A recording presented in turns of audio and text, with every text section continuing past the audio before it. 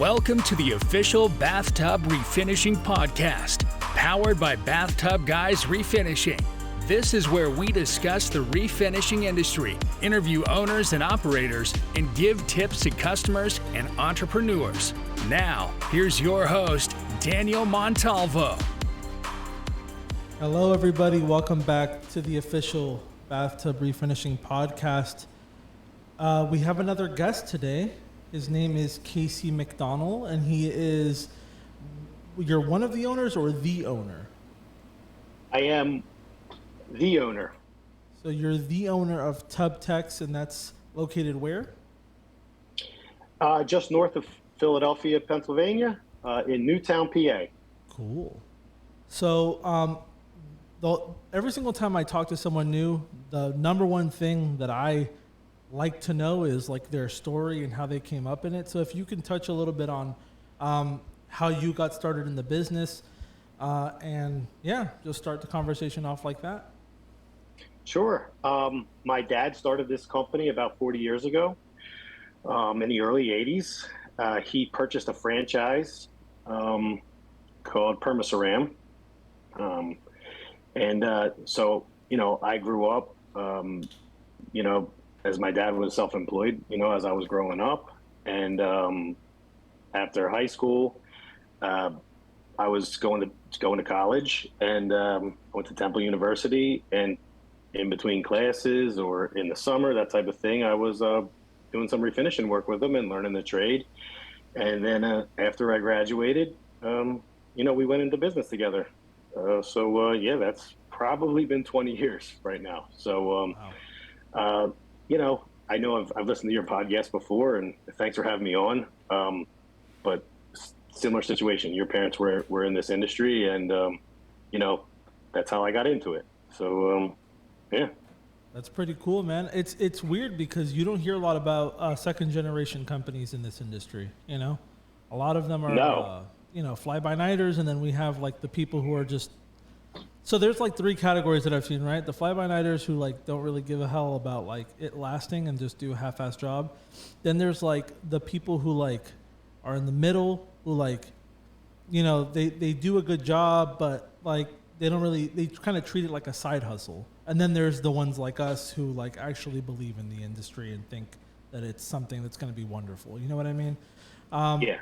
And I haven't heard of anybody else who's second generation until you, which is part of the reason why I wanted to have you on, because I think that, obviously you're older than I am, but seeing the, the progression of the industry and stuff like that, we're coming at it from a slightly different angle than a lot of people, especially the side hustle people, which are a lot of the new companies that pop up are those kinds of, they take it seriously, but they don't treat it like it could be its own regular thing, like a full-on business. You know what I mean? Oh, exactly. I mean, we've always treated it like, this is our trade, which is, we take a lot of pride in it. And I know exactly what you're talking about. I mean, and growing up, as a kid, like I wasn't really as exposed to the tub refinishing part of like the family business. Like I was just always like intrigued that like my father had, no boss. He was self-employed. He had his own company. He had a home office, that type of thing. Like I was more like, I always taught more about, that he owned a business, more than the tub refinishing. I didn't really, I've always been mechanically inclined, that type of thing. But it wasn't until I started doing work with them that I kind of was like, wow, my dad owns this company. I didn't even know really this existed. I was more, always learning about being a business owner and self-employment. But, and I can add to like you mentioned the three types of, people that seem to be in this industry. And like the other one that I might add is like, there's like these large wholesalers that we see a lot in the Northeast that offer the refinishing. And that's kind of been like, pressure that we've had, although they have tons of sales reps and sometimes they get into these properties, they do such a bad job, and then they need somebody to come in and fix everything, like kind of hire a pro after they, really damaged their tubs and tiles, that type of thing. But That's another big, industry that we see the refinishing in is like the wholesale companies where they're kind of like mass producing it. You're referring to like the safe step types, the ones that are like big corporations that like they kind of undercut everybody? Or are you referring to like general contractors that offer it, something like that? No, like material wholesalers. Oh, So, okay. so Gotcha. like our primary business is multifamily housing. Like, and when I Mhm. talk about the business and like our industry, sometimes I'm kind of like, I feel like part of that industry as well, because all of our work is in apartment complexes and multifamily. Um, and they have like building material suppliers that are national companies, and they offer um, bathtub refinishing. The price, that we can't compete with the pricing that they offer. They have sales reps, and about 12 years ago, we actually linked up and worked as a subcontractor for a large wholesaler, a national wholesaler, Mhm. and that's kind of how we competed with some of the other ones in our area. And these wholesalers are, like Lowe's and Home Depot, that type of thing. Okay, so they're wholesaling the actual material or the labor?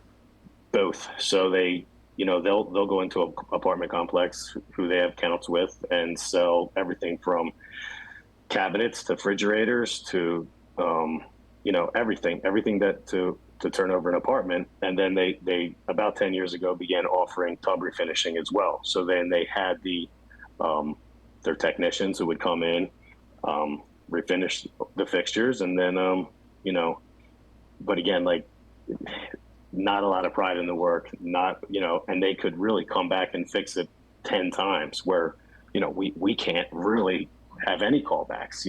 We have to have limited callbacks. It costs us too much money.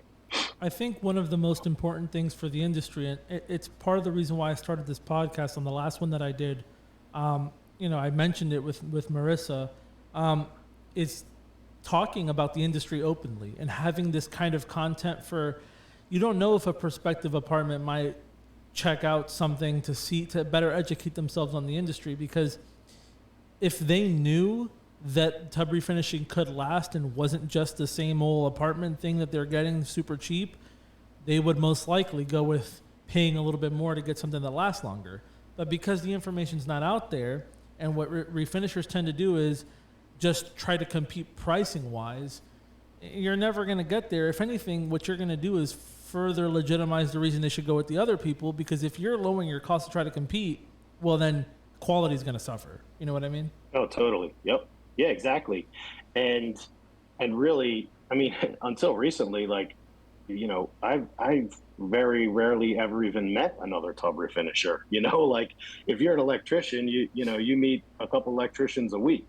Yeah. So really, until really like social media, I mean, I would rarely run across other refinishers. I know a few local guys that, and we never really get in each other's way. Again, like, they target more residential, and we but there's plenty of work. So, Yeah. and it's always been that way because there's this is such a niche and there's so few of us. But yeah, I mean, but we don't have a sales staff really to go out and promote that this is a trade, and hey, you might get 10 residents through this apartment, multiple turns. And I mean, they take a lot of abuse, the apartment tubs, because maintenance has to work on these things as they turn over, whether they get new tile jobs, new plumbing, that type of thing is really, it's tough on tubs. Guys are putting tools in the bathtubs. They're putting carpets. They're loading them up with trash. But we like to think that we're going to get multiple turnovers out of our work. And it's going to save them money in the long run. It's not their money, so sometimes they don't care. But and sometimes they just want the tub to look perfectly brand new for that new move in, which Yep. is great. So, and you said your primary is commercial right now, right? Yeah. Okay. Yep. And Multifamily. We'll mix in a few residentials. Um, you know, enough people in our area see our vans, our trucks, and everything like that. But our company's really been designed over the years to work on those maintenance turnover schedules, be on site with maintenance supervisors, apartment managers, that type of thing. And that's really like kind of how we, you know, what we target the most and how we create such volume. have you had luck with hotels as well? It's been a while. I recently I've been talking about it with my dad, because we came across your podcast and we saw some of the hotel work, and we've done some hotel work, but it has been a while. I'm trying to think. It's maybe 5 years since we're in a hotel, but we'd love to do. I have the opposite issue where like apartments always tell me no, especially, I don't know, it might be a city thing because Orlando is a touristy place. So there's, 1,000 hotels here. I mean, more than that. They're everywhere. Right. And there's a lot of apartments too, but like you said, I always struggle with them because they don't want to pay the price. And that's kind of the thing. And again, it goes back to not having, enough content out there from other people. And even myself, I mean, thinking of it, just hearing you talking here, like how great would it have been if you go and do like an on-site estimate and record the shitty ass job that they have. And then that way you can show the next guy like, hey, this is what you can expect for that price because this is what I quoted at the other place. And you want to see what the other place had? This is what they had. And, we don't think about those things at the moment, but those are little things that we can do to, help kind of sway them in the right direction as far as like pricing and, quality expectation for what they're paying.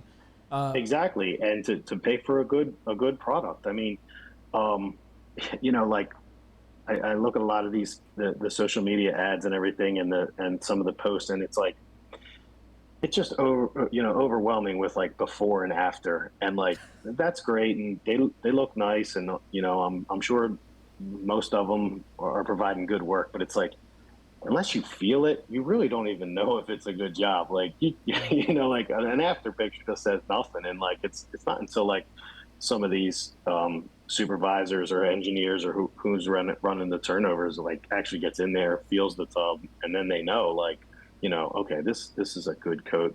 Looks really nice. This feels nice. It's not, going to cut your feet, so there's a lot to, actually them witnessing the work, Yeah, that's also true. And I mean, little things that people could do out there. I mean, if you can swing doing a demo for free financially, that's a good way to like kind of get your foot in the door and be like, hey, this is what you can expect with us, and the clear difference, between the quality. That's one thing I preach.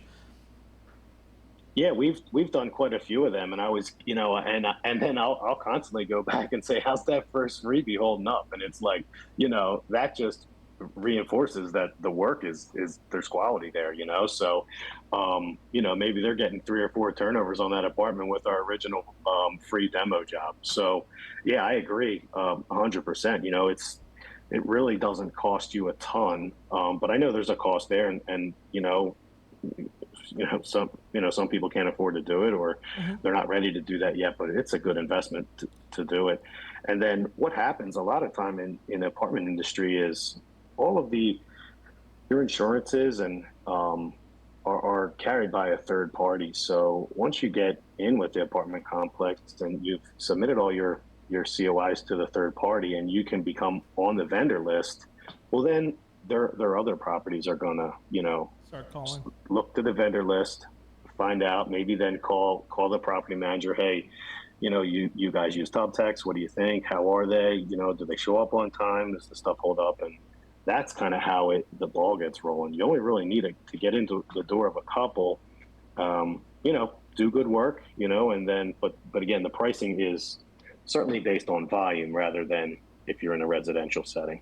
And typically, what would you say, like, so as far as pricing, have you kind of gotten them to reconsider and like kind of pony up a little bit more, or are they still kind of like, tight-fisted, or it depends on the property? It's tough. A lot of the properties that I encounter, they take the lowest bid. They'll take 3 bids and they take the lowest. They don't even consider the work. I mean, and I don't want to speak for all of them because there's plenty that especially like the smaller companies, they'll listen to you, that where the owner is really involved, and but the national companies, a lot of times they're taking the lowest bid. So we have to be competitive with some of the companies that are our competition, and then be efficient and try to make money on that price, and then there's some add-ons or whenever we're spraying a tub and tile, that's great. It looks great. It holds up. Tile refinishing holds up, phenomenally. And if, you're adding a non-slip or anytime there's stripping, that type of thing, is great, but it's tough to negotiate much higher. Recently, we've been adding some charges for gas just with the current economic situation to cover, some gas. For the most part, people have been accepting it. I think a lot of vendors and contractors are tacking that on. We're not tacking on a ton, that's for sure. And I fully plan to remove that once things settle down. But, but some people say, no, we're not going to pay this. You can take it or leave it, and we'll get someone else. So, business. Can I ask you, if you're comfortable sharing, or if not, you give me a range of more or less what you're charging for something like what for the services, tub and tile. Yeah, so pretty much it's $300 for a tub refinish, $305. It's an additional $65 if we have to strip a previously refinished surface. It's just under $600 if we're doing the tub and 50 square foot, like a tub and surrounds, because it's basically two tubs. And a full bath in an apartment is about $850. Once we get into full bath, we're kind of considering like a tub and 100 square foot of tile refinishing. If we go in and it's 110 square foot and there's soap dishes everywhere, or it's a more complicated tile around a window or tile, to the ceiling, there's, we adjust, charge appropriately. But for the most part, we're about $300 for a tub in the multifamily. Out here, I've had apartments tell me that unless I can get down to $125, that they're not calling me. Oh. Yeah, I don't know if regionally there's, if the Northeast is different. We do service North Jersey, like just outside of New York as well. The pricing's a little bit higher up there. And like, we got into a lot of places just because like we went up there and we kept our prices the same. This was years ago, and live and learn. And then we find out what like guys outside of New York City are charging for tub refinishing. And we were able to come up on our prices a little bit, but, I'm sure regionally there's differences, but that, I know what materials cost. That's really, that $100, it's impossible. And you wouldn't even want to work for somebody that's unwilling to pay inappropriate price for your labor. I had one apartment complex that I kind of convinced to pay like $375, I think it was. But, they were one of those people that were like, they would call you one day and be like, I need it tomorrow, and never give you a heads up. And it's like, I don't operate like that. I'm not going to kick someone off the schedule to prioritize somebody else. Like that doesn't, that's not cool. A lot of the times I have people who are waiting a long time. So that's like pretty much the only experience. Everything else we do is primarily residential and hotels. We do a lot of hotel work. The interesting thing with us though has been recently, like the last 5 years, I'd say, calls from outside of the state all the time. We did a hotel in Puerto Rico. We just finished in May. And we did a hotel in the Virgin Islands about 2 years ago. We've done work in Virginia and Tennessee. We've gone around, and it's pretty interesting to see. And I've found over here that hotels are willing to pay a little bit more in the Orlando area, but the real ticket is getting the ones that are not in your area, because they're willing to pay a lot more. We did a hotel in the one in Puerto Rico. It was 93 units, but we did jetted tub conversions, which you take the jets off and seal them and all that. But they paid $1,000 per unit, and oh man, and they covered lodging, they covered like per diem, for food and stuff, and pretty much any material expenses that we had to buy on the island, because you can't fly like lacquer thinner and all that stuff over there. It's flammable. So you have to buy it over there, and it's more expensive. So How did you hook up with this? Was this a hotel, like a hotel that you were working for in Orlando area and associated with it with? The one in Puerto Rico, or kinda. So the one advertising? The one in Puerto Rico. See, we don't really advertise it as like actually putting money behind it. We just have a thing on our website that mentions that we could travel, but kind of like that. So we do the Hyatt and International Drive. It's a Hyatt Regency, and it's the biggest one, like I think, in the United States. I'm not sure. It used to be the Peabody, which was like really famous, and this hotel has like 3,000 rooms, but we got in with them doing maintenance. Basically, they would call us like for 4 or 5 tubs at a time. And I think that the Hyatt in Puerto Rico got us off the vendor list, but they knew we were in Orlando, and they were just like, yeah, but you guys come highly recommended, and we don't really want anybody else, so just tell us how much it costs. And when you're in that territory, I mean, I don't doubt they would have said yes to 15 or 2,000, honestly, because it's a huge undertaking. You're talking about moving crew, thousands of dollars worth of material, and like, you know, actual like equipment, flights.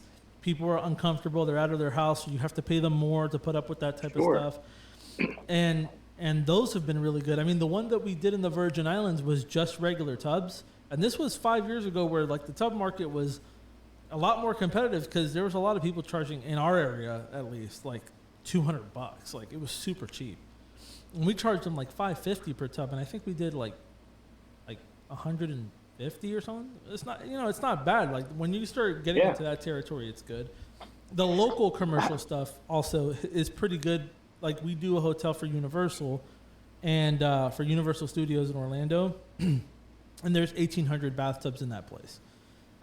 Now there, I did wheel and deal a little bit to get it, because it's just so convenient. You know, talking about 20 minutes away from where me and all my guys live, it's right there. And so I got them down. I got them at like 300, and then additional for stripping and stuff like that. Well, how do you offer a warranty to the properties that are in the Caribbean?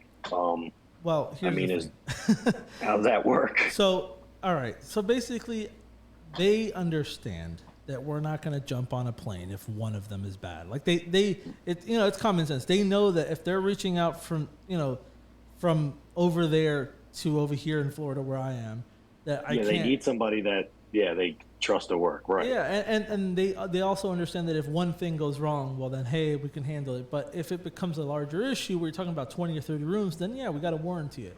Now, I always tell them, because like I can't be lenient on my warranty for them. I'm like, you need to read it. You need to, master it. Everybody who gets hired here who does cleaning needs to know, because if you don't follow everything word for word on the warranty, then I'm not going to come fix it. Because if it's in Orlando, it's like a 10-minute fix, and you want to make sure the customer's happy and all that stuff. But I can't just jump on a plane because somebody decided to use like soft scrub. That's not my problem.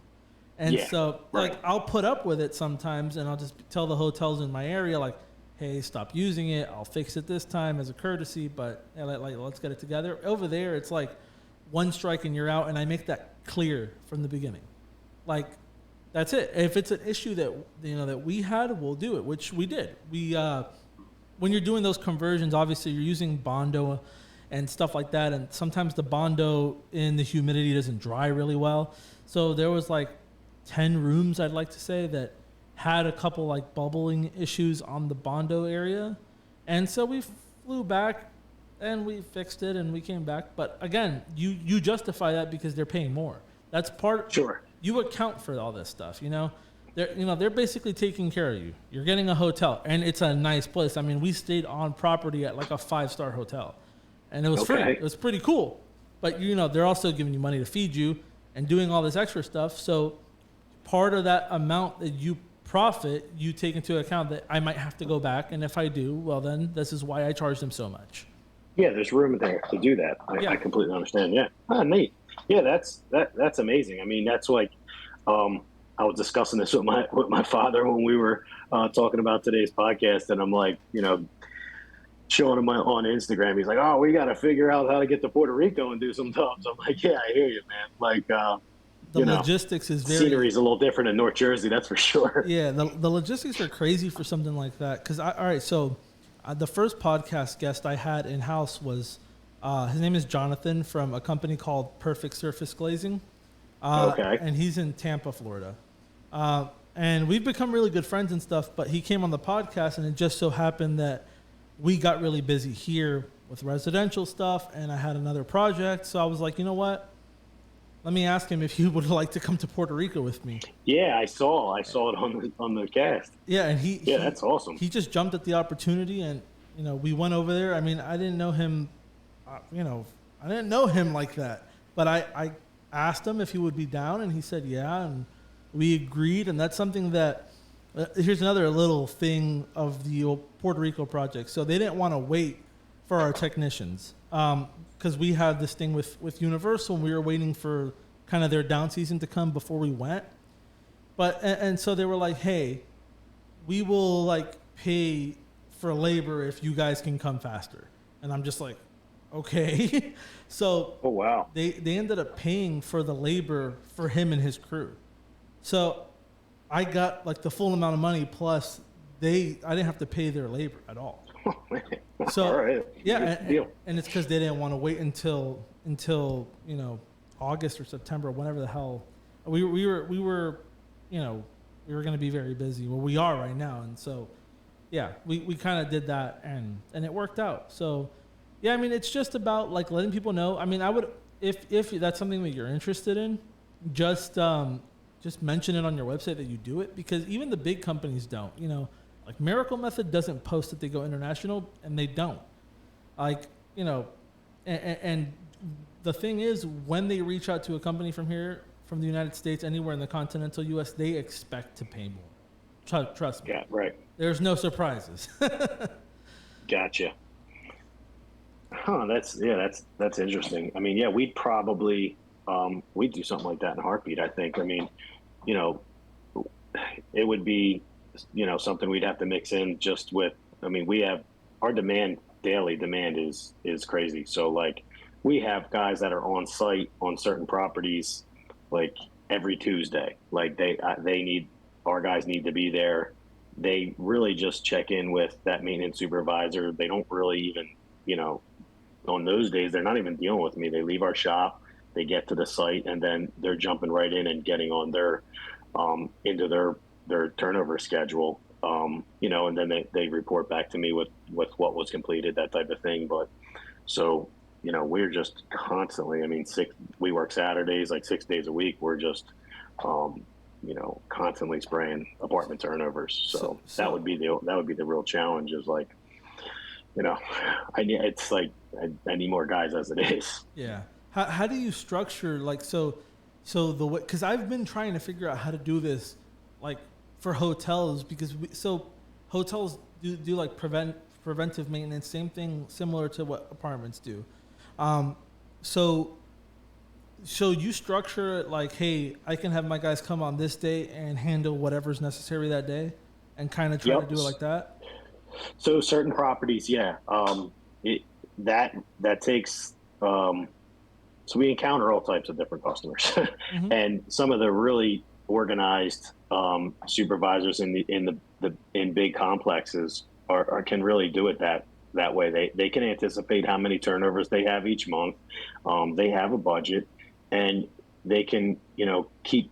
We check in like monthly, that type of thing, just to make sure. All right, there's going to be volume coming up in the next month, and we have a ton of move outs and that type of thing, and then we kind of keep a guy there, and he has them. We do a lot of repair work, so not just refinishing. Like a lot of times we're just they'll give us a list of 5 or 6 tubs that have chips or scratches or that type of thing, and I love repairs. I love focusing on doing repair work. It saves my customers tons of money. It's very low cost for us, and I think we do such an awesome job on keeping that original porcelain surface a lot of times. So yeah, and then then I have other properties that they're going to call me in about an hour from now and say they need a guy there tomorrow. But because we focus only on multifamily, we're kind of structured to do that. We kind of do our schedule in a way that we're ready for next day service. We charge a next day service fee, and we have kind of a guy kind of always ready that, if we have to squeeze something in next day, then we're ready for it, you know? So so in the time where they're not just at another property and they're anticipating, or you're anticipating that somebody might call, what do you have them do? Just shop work or like supervise? What do you have them do? nah, like a lot of times we'll set up like 2-man crews. We have guys work by themselves. You know, so or we'll have, a guy will come and help somebody, and then if we get a call and he's got to branch off, that's kind of what we do a lot of. If he's got to jump somewhere else, say we help somebody get prepped, and then really the second guy doesn't need to be there unless there's multiple tubs that need to be prepped next, and then he'll jump off and go do a tub. I mean, it has to be it can't be, hey, I need you tomorrow for 5 tubs. It's got to be an appropriate amount, and we can always say no, but again, I hate the idea that they would then call in someone else. There's one specific company, a really large wholesaler in our area, that can be there in an hour. They charge less than us. Their work is not like what ours is. Like I was referring to earlier, but they'll call them in a heartbeat, and then that's money we lose and work we lose, and I can't stand that. How many properties do you do in your area, like that are regulars? Right now, I'd say probably around 50 to 70 apartment properties in our area that we work out consistently. Wow. And how'd you acquire that? Like, you don't have to tell me like secrets or nothing, but like what kind of marketing or whatever? Okay. So honestly, my dad started with multifamily. When he started the company, he was just doing residential by himself, and he got called from a friend of his who was managing a local apartment, and started refinishing the tubs there, and then it trickled on to the next one and the next one, and then once I got involved with them, I went to school for marketing. I really wanted to try to grow the company, and we started doing a lot of trade shows. So we were doing like the multifamily housing trade shows, the regional trade shows, or even some of these larger properties and owners have their own in-house trade shows that we would get invited to, or sponsor, that type of thing. We don't have a giant advertising budget or anything like that, but we would spend the money to go to these trade shows, meet the people, talk to the people, and then follow up with them a few weeks later. And again, once you really get in and you're on their vendor list, and you really, then it's kind of like word of mouth with each property. A lot of these properties reach out to one another, especially for a trade like ours, where there's not a whole lot of people in it. And also, like, if a maintenance guy loses his job one place or finds a job somewhere else, they usually just bring us along with them. That happens a lot, so. Yeah, that happens with us with hotels too. I've had that happen multiple times. So yeah, that's similar there. Yeah, and then, I mean, we, other advertising, really just, we don't really do a ton of advertising.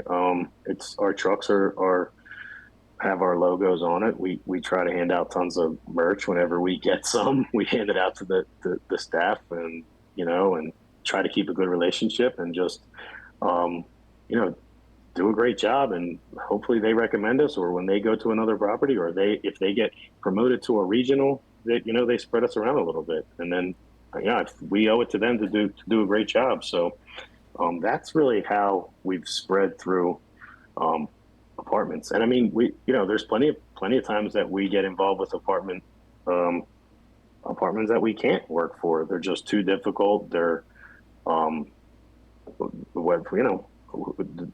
of issues that we've had that you go, what, this is bad for business. This is stressful. We're not making enough money. And, when they're talking about the, how much you're making at maybe one site, and the number sounds really big, and it's like, but, if it's not working out, and you're going to, in the end, you might lose money, or you might be missing an opportunity somewhere else dealing with something like that. And then there's the late payers, and it's all 30-day pay, and all that's become way later than 30 days in the past year or so. And since the pandemic, it seems like everything's slow. So managing cash flow when you're only dealing with like a commercial account is it's a whole nother aspect that's challenging for a small business, you know?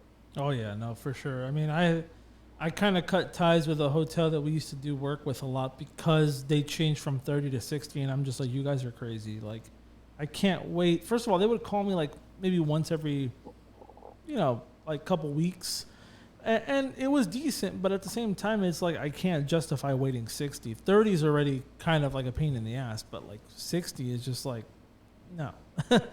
And yeah, because the ones that aren't going to be 60, that they're going to be late payers, then you have, however much on the street, and it's, that's the stuff that keeps you up at night, you know? Yeah, for sure.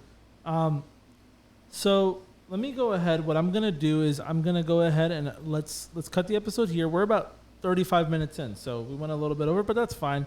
And what we'll do is we'll pick the conversation back up on the next one. Nothing's going to change on your end. You're just going to see the outro, and then we'll just start another one from the beginning. Okay? Okay. Cool. Great. Awesome. Picture. There you go.